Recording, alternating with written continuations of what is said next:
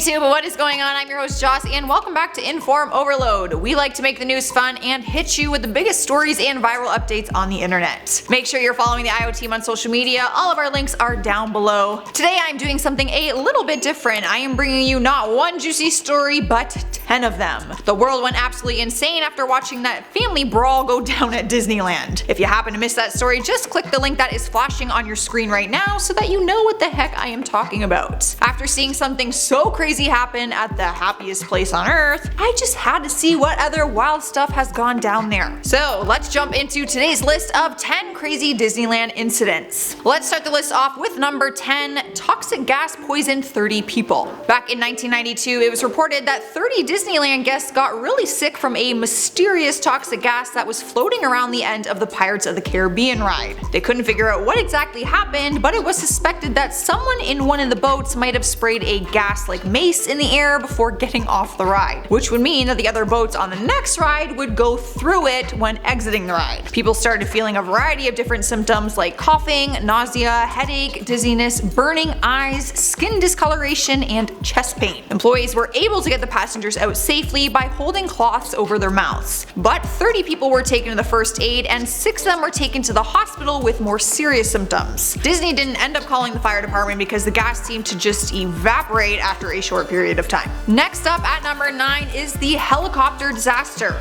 On Easter Sunday one year, Disneyland's first ever entertainment director named Tommy Walker had the brilliant idea to have a helicopter fly above the park as an Easter bunny throws down flowers to the park guests. Sounds like a good idea. Apparently Walt Disney himself thought that he was out of his mind, but he was gone away to New York City for business, so Tommy decided to go through with his crazy plans. So on the holiday morning, guests arrived dressed to the dime as a 100-person orchestra played on the steps of the Main Street Railroad station. At 11:15 a.m., Tommy's helicopter appeared floating over the railroad tower right on schedule. But the helicopter was creating more wind than he had planned for and started tearing the branches off trees and blowing the band's music sheets all over the park. If that wasn't bad enough, the Easter Bunny began throwing purple and white orchids into the crowd from above, not realizing that they were frozen solid still. Turns out the flowers were frozen to preserve them for the event, but since he was in costume and had big white fluffy hands, he didn't realize that they were still frozen. People were running around screaming because they were basically being nailed with what probably felt like paintball pellets. God was probably looking down like, thanks for ruining a day that was supposed to be all about me. At number 8 is Tinkerbell got stuck. When the original Peter Pan was released, it quickly became one of Disney's most popular movies. Park guests started asking where Tinkerbell was when they got to the park, so in 1961, Disney hired their first ever Tinkerbell. They hired a woman named Tiny Klein, a 71-year-old circus acrobat and stunt woman from Europe. Her job was to play Tinkerbell in the fireworks show every night. She rehearsed to open the show by sliding down a cable from the top of the Matterhorn to a tower down below to give the audience the look that she was truly a flying fairy. However, one night her show didn't go as planned and she got stuck in the middle of the cable during her epic slide down. Talk about awkward. She was stuck dangling 60 feet in the air above the guests who were obviously freaking out. No one was able to reach her, so they had to wait until the Anaheim Fire Department showed up with an extension ladder and a rope.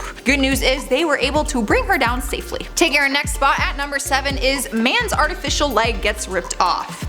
Yes, it is exactly how it sounds. Space Mountain is one of the most popular rides of the park, which means that it is fast-paced when getting the riders on and off. One man learned this the hard way. 2 friends got on the ride regardless of having to ask for special requirements for one of them having an artificial leg. The park's employees asked the man if he was able to get in and out of the ride unassisted because they knew that the ride sends its rockets off at an automatic and precise time schedule. If a rocket comes out too late, the computer will turn on every brake on the ride and stop the whole thing entirely, so the employees wanted to make sure that it didn't happen. The man said he could do it, but he took a while to get seated because he had to push a button to get his leg to bend. Because of this, they had an employee go to the end of the ride to help him off. When helping him, his artificial foot was stuck in between the lap bar and the edge of the seat, but the employee didn't realize, so she yelled for the control tower to move it. So when the rocket took off, it also took the man's artificial leg with it. A huge crowd of people started screaming, thinking that his real leg got ripped off. Alright guys, at number 6 is Vietnam War protestors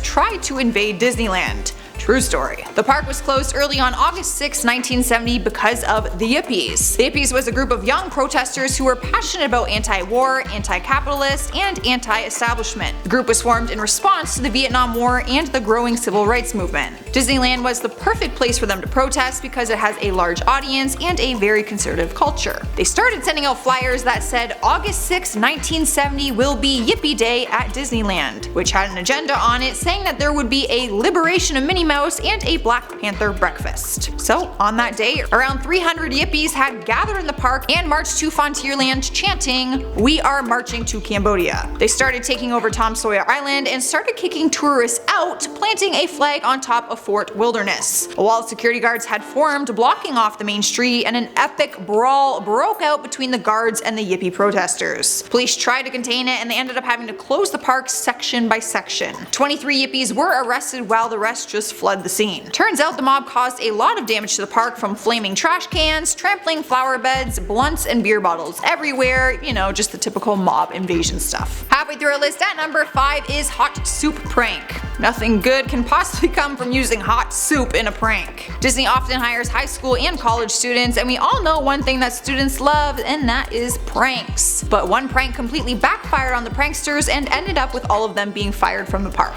Apparently they thought it would be a fun idea to hide in the dark corners of the Adventures Through Inner Space ride and throw hot soup on the passengers. Guests were coming out of the ride covered in hot liquid and burns and complained to management, obviously. The master of the plan was actually a long-term ride operator, and because the park began to receive lawsuit threats, he was immediately fired along with all the other employees who participated. Have you guys ever had a prank backfire on you? Tell me down in the comments. When I was in grade 8, we thought it'd be funny to roll a massive snowball in front of the school doors to lock the teachers inside, and we ended up losing our graduation trip because of it. So yeah, that was a total backfire. In spot number 4 is Rats Gone Wild. You can probably guess where I'm going with this one. It isn't hard to believe that rats are the #1 pest of Disneyland, with all of the popcorn, chips, and food all over the place. Pest control couldn't even get the situation under control, and for a long time guests and employees were terrorized by these things. It came to a point where one employee trapped a rat under a big glass on top of a crate, and when guests walked by they would make a joke about it, saying that they found Mickey's friend. I guess that is one way to turn a bad situation into something positive. To help the problem, management ended up bringing in a bunch of wild cats to try and control the problem, basically through natural selection.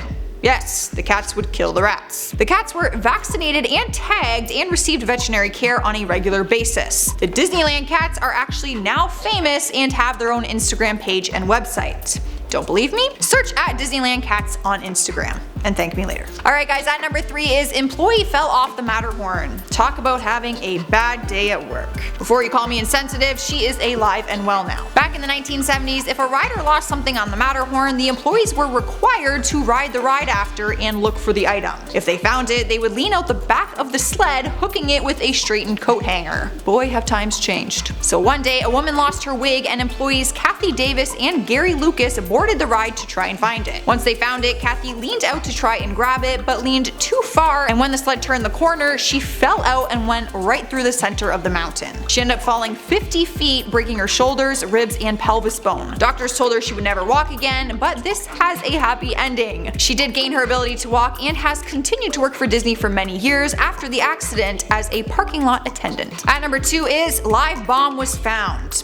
Oh boy. During the summer of 1971, Disneyland had received multiple bomb threats, and one of them turned out to be real. One of the People Mover workers named Jeff Burdick sent out an employee to walk the track to see if there were any cars with motors that weren't working. That is when the employee found a large shoebox with wires coming out of it. It was found near the end of the ride in the AT&T building, sitting between the track and a glass window. They ended up having to call in a bomb squad, who discovered that the bomb was active. However, they did successfully remove it. Turns out the person who planted it was never caught, but thankfully no one was hurt. Taking our number 1 spot is guy on LSD strips naked. You cannot make this stuff up, you guys. We all know that in the 1960s, drugs were an epidemic in society, and not even Disneyland could keep people sober. One night, a band member who was performing as the guest band snuck away from the group and got high on LSD. Must have been a really strong dose, because the musician ended up stripping naked and swam across to Tom Sawyer Island. Somehow he survived that, and once he got to the island, he climbed up on some rocks and began to direct traffic. Naked.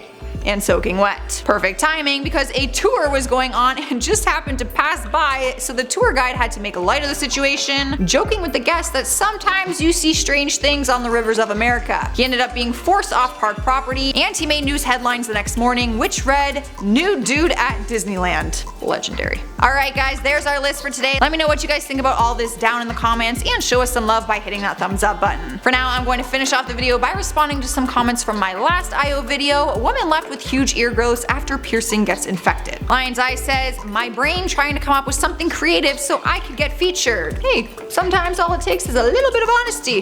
Here's your feature. Dark Fox 101 says, "My friend got her ears pierced at Claire's." We ain't gonna go further than that. I got my ears pierced at Claire's actually, back when they had that little gun, but I had no issues. Hanny Baby says, "I pierced my ears at home today." Girl, no you didn't. That is like the worst option possible. This is a Parent Trap. Don't pierce your ears at home. J-Hope Hobie says, "I had my ears pierced when I was a baby. I am forced to wear these." The good news is that you probably don't remember the pain from the piercing though, and you can always take them out. Alright guys, we are at the end here. Hit that subscribe button if you haven't already. If you want to keep watching more IO videos, we put together this playlist for you right over here. I'm your host Joss, and I will see you in a future IO video.